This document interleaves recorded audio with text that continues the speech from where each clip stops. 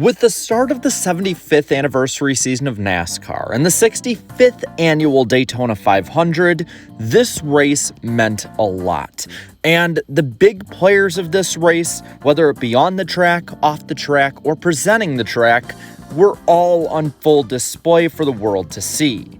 And seeing how there was no competition against this race either, it's probably suffice to say that there's gonna be a pretty darn big audience watching this race. So let's go through the big parts of this race: the good, the bad, and the ugly of the 2023 Daytona 500.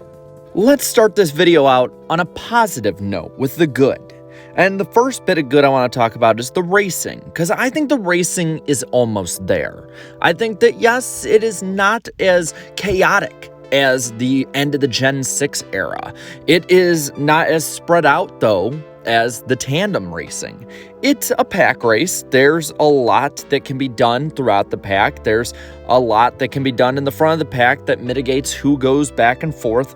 But overall, I think that NASCAR is almost on it perfectly on this one. There are not huge runs that cause crashes, but instead the bump drafting. If there's a way that NASCAR can make the runs just a little quicker and not have to rely as much on bump drafting, or if the bump drafting just isn't somebody locked to the bumper of another, I think it's perfect. To me, it reminds me of the 2012 type of package, where you see single file lines that really are gridlocked for a while at a certain point, this time at the front, but unlike 2012, the bumpers don't line up, causing crashes. If you had this type of racing with the COT car, for instance, I don't think you see nearly as many of the crashes that we saw today. But because the bumpers don't line up, they're very jagged, they catch easily, you saw some of these crashes happen.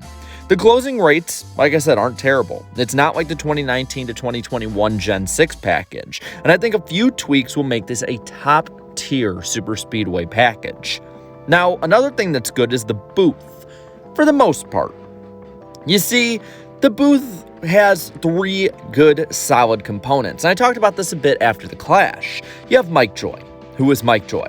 Even in his mid-70s, he is one of the best, if not the best, NASCAR commentator ever, and he brings so much knowledge to the table that even if he's not on his A game, it really seems like he's on his A game. But I think for what he brings today, he was. Is he the Mike Joy that we had back in the mid and early 2000s? No. Age is going to deteriorate a little bit of the voice and a little bit of the projection, but he still is top tier among all sports analysts across the board, and it was shown a lot on Sunday. Then you have Clint Bowyer. I said this after the Clash, and I say this even more now after the Daytona 500. Bowyer honestly has toned down a ton, but he still has a lot of energy, and he still seems to be someone who brings a lot of life into the booth, but isn't making the crazy Bowyerisms of stupid gimmicks here and there. And I think his only issue is that he sometimes doubts himself in the booth and second guesses what he says and speaks over himself and trips over his own words. I think if Bowyer just calms down a little bit and gets more used to the booth and doesn't have somebody rotating in and out every single week, I think Bowyer honestly would be someone pretty beloved by most NASCAR fans, whether on social media or just in general. And then you have Tony Stewart. Stewart, in my opinion, was the weak link on Sunday. He was a little too quiet, but he still has tons of insight from someone who raced still relatively recently and knows a lot from the ownership side. Plus, his pedigree of being a three-time NASCAR champion and somebody who has found every way to lose the Daytona 500 was a really good addition to the booth. I think, again, he can talk a little louder, but honestly, that's one nitpick we'll get to a bit later overall with the booth. And then another good point was the RFK cars and the Fords in general.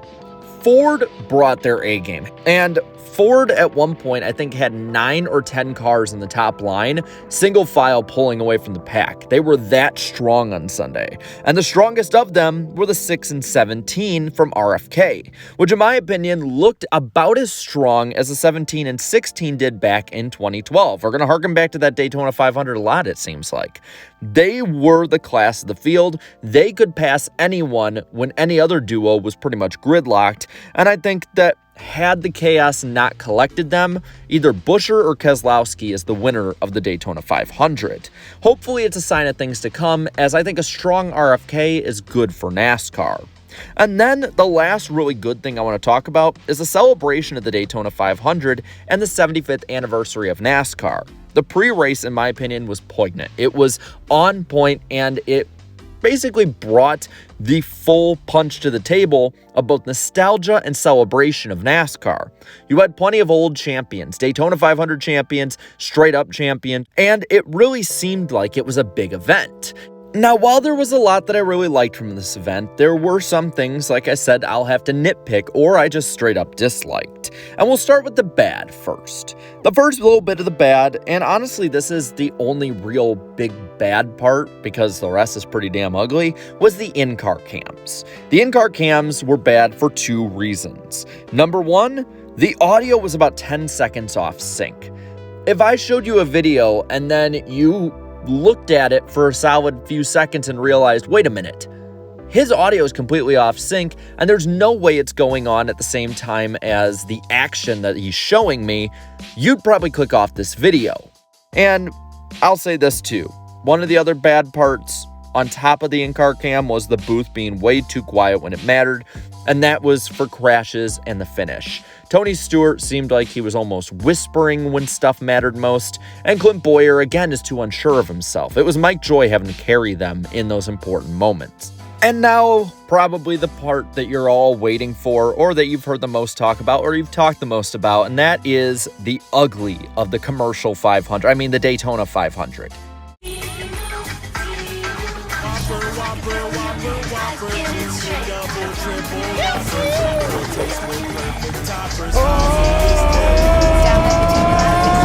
I need to try it first. Yeah, the commercials were overboard. There were way too many of them. I was keeping count for a while, and there literally, on average, was a commercial break every 7 to 8 laps. And I'm not joking. At one point, I tweeted out early in the race when it wasn't as bad, surprisingly, because it seemed as bad at the time, that there was a commercial every 9.3 laps. And this needs to be addressed immediately with both Fox and NBC, but especially Fox. Fox has been egregious with this, especially at Daytona and Talladega when they know they're going to have a big audience, and it's going to scare a lot of that smaller audience outside of NASCAR that is viewing away and stunt the growth of the sport. Yes, I get that people put out that this was the same amount of commercials in the Daytona 500 as were put up in 2007, but here's the difference. Unlike rule changes that people want from the mid-2000s, having a broadcast that is damn near 20 years behind what it should be is not something that we want. They need to adapt immediately. With this new contract coming up, and especially since Fox and NBC are looking to re-sign with NASCAR for 8 to 10 years, meaning we could have Fox through 2034, this needs to be addressed. Whether it's you do the entire wide open coverage that TNT did back in the day, or you just find a way for NASCAR to pay for less commercials to be run, kind of like a Formula One broadcast. One way or another, you have to adapt to the modern audience, because modern audiences, especially younger ones that NASCAR is wanting, are not going to put up with this kind of crap in the long term. And another thing that I don't think diehards are going to put up with for the long term is lack of post-race coverage on Big Fox. Since the start of stage racing, this race, the Daytona 500, has had a 19-minute differential from the longest 500 run to the shortest. The 2023 Daytona 500 honestly fits right in the middle as a normal one. I'll put it like this. In 2019, the longest Daytona 500 with stage racing was run. It was 3 hours, 45 minutes, and 55 seconds. The shortest one was the year before in 2018, 3 hours, 26 minutes, 15 seconds. 2023 was 3 hours, 38 minutes, and 53 seconds. It was only 12 minutes longer than the shortest one, and only 7 minutes shorter than the longest one.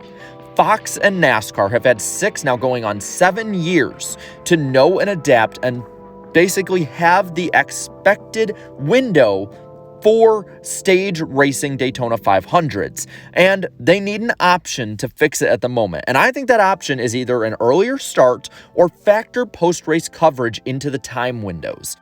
But yeah, those are my thoughts on the 2023 Daytona 500. Now, I want to hear yours. So let me know down in the comments below what you thought of this race. And while you're at it, leave a like on this video and share this video, and subscribe to the channel to support it and for more great NASCAR content. Thank you so much to all my channel members for your continued support, and be sure to keep an eye out the next couple days, as on Tuesday I'll be on Idk Player's channel for the NR Cup Series, and on Wednesday I'll be on Black Flags Matters channel for the NASCAR Weekly Podcast.